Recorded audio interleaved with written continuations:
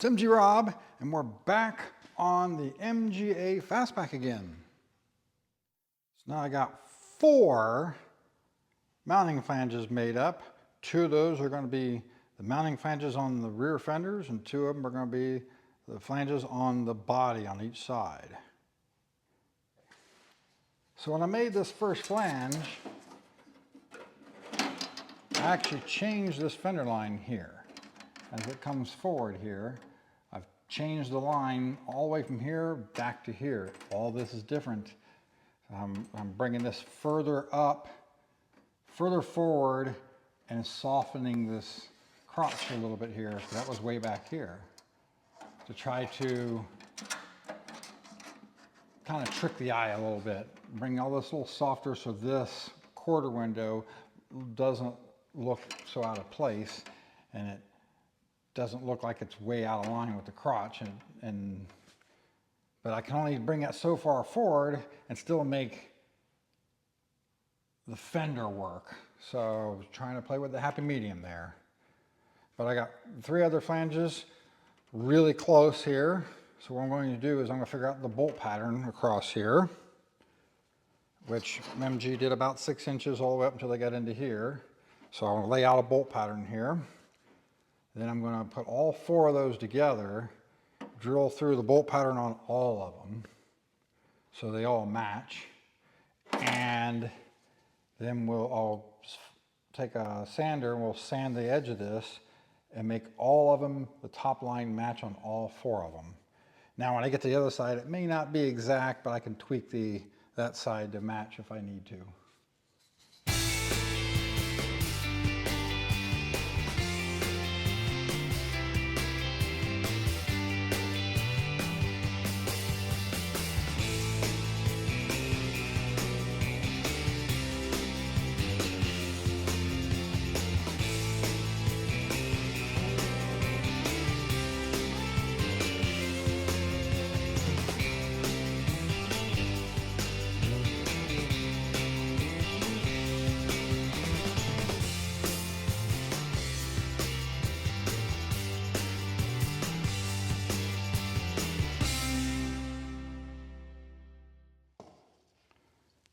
All right, since I'm not using any of the original holes in the car itself, the actual hole pattern doesn't really matter.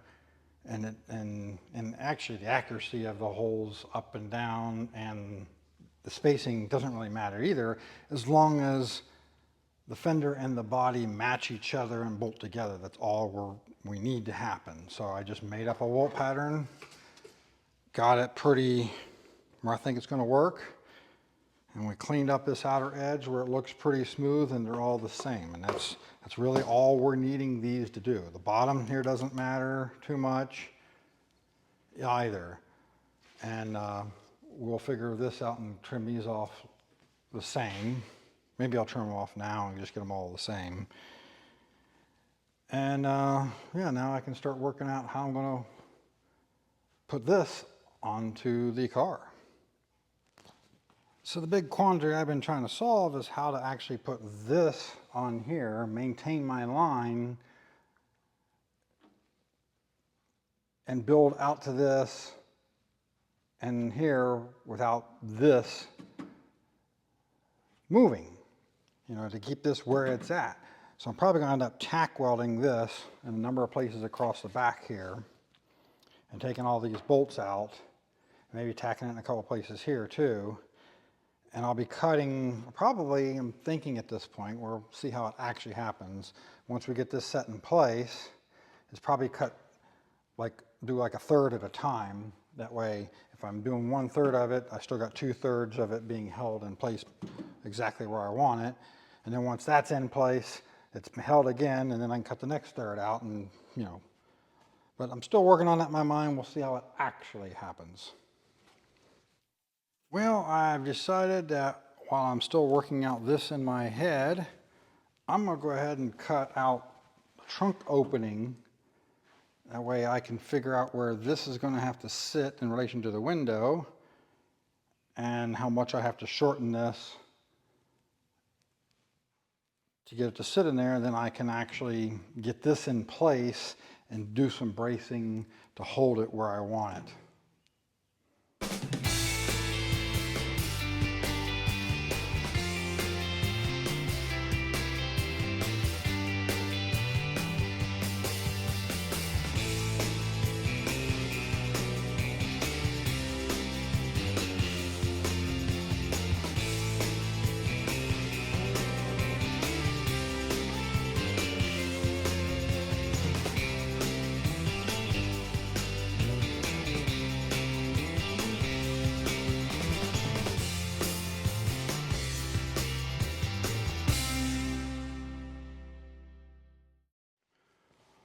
Well, now that we got that cut out and cut in half,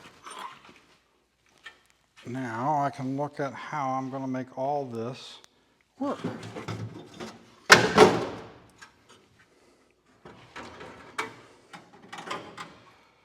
get this to sit where I want it to, and then try to get this curve right too.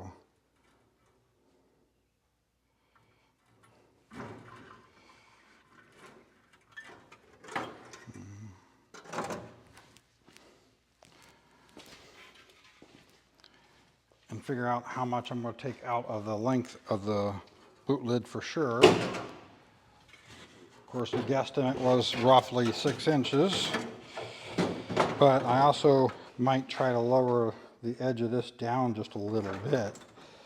And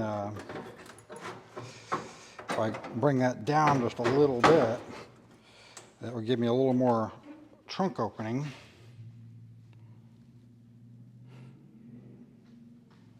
If I need it.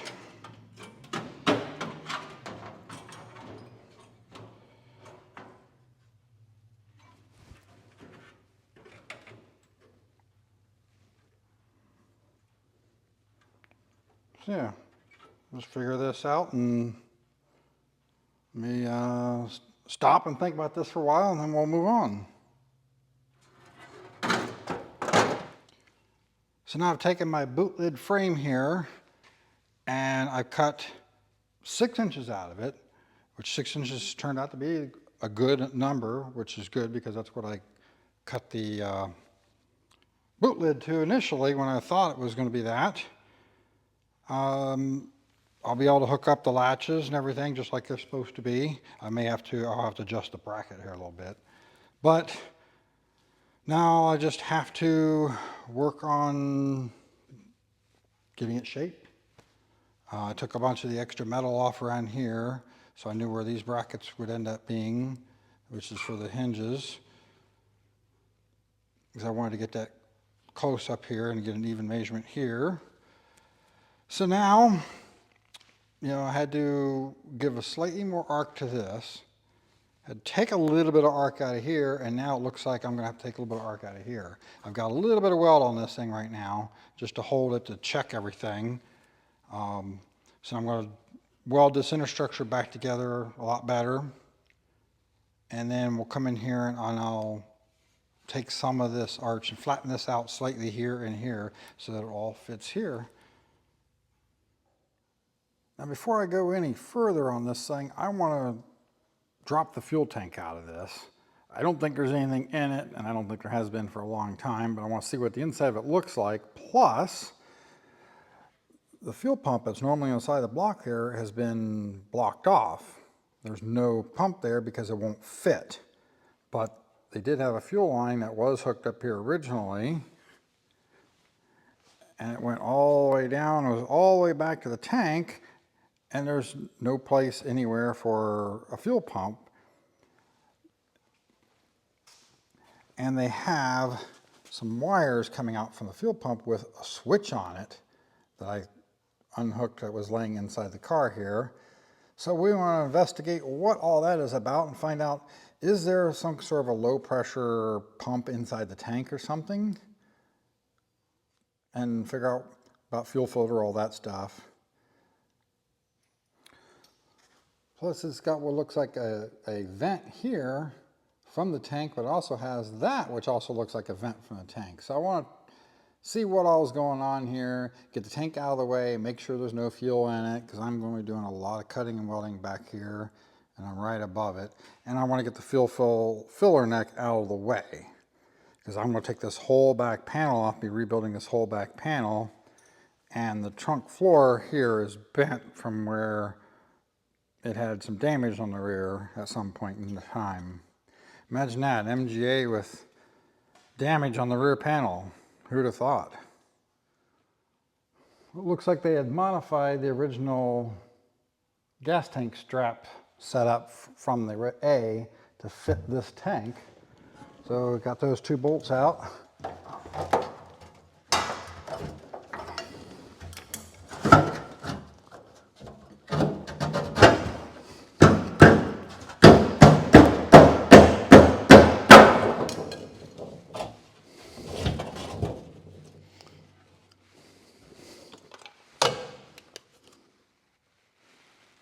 And we got some lines to disconnect up here. Looks like I could disconnect that up there where I can reach it a little easier.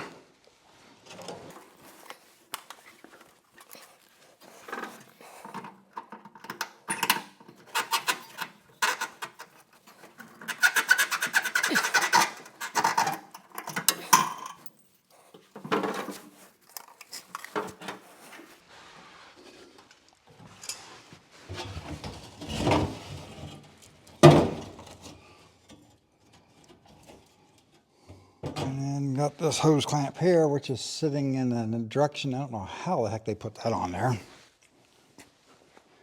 Had to have done that before the exhaust system was installed.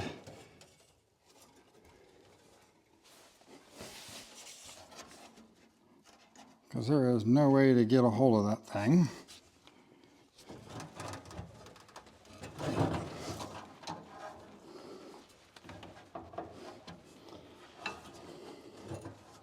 Probably gonna just have to cut this hose here. So I can barely reach it. As we can see, there is a tiny bit of liquid left in there, but not much.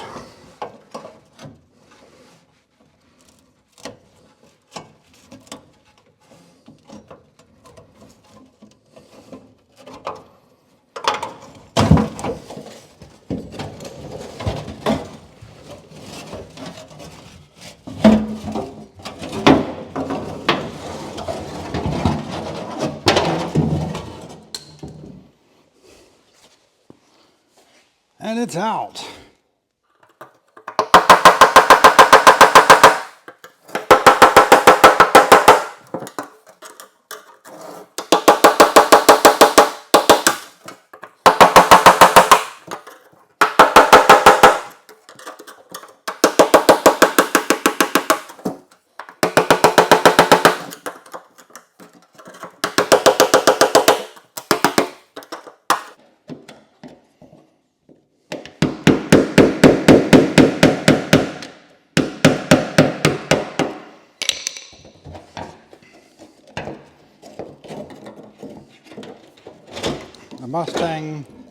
The Mustang this would have come out of would have had a mechanical pump on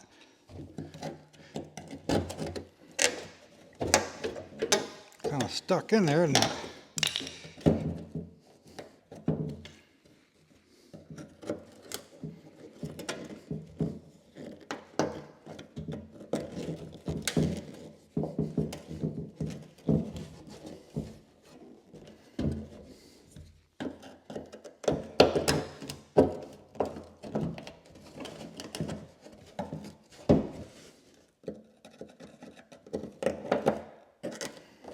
Can't say I have any experience at all with these.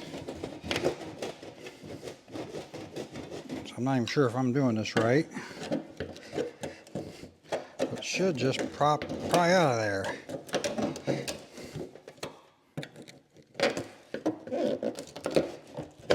I'm going to say the seal's just really stuck. Yeah, seal's just really stuck on this thing.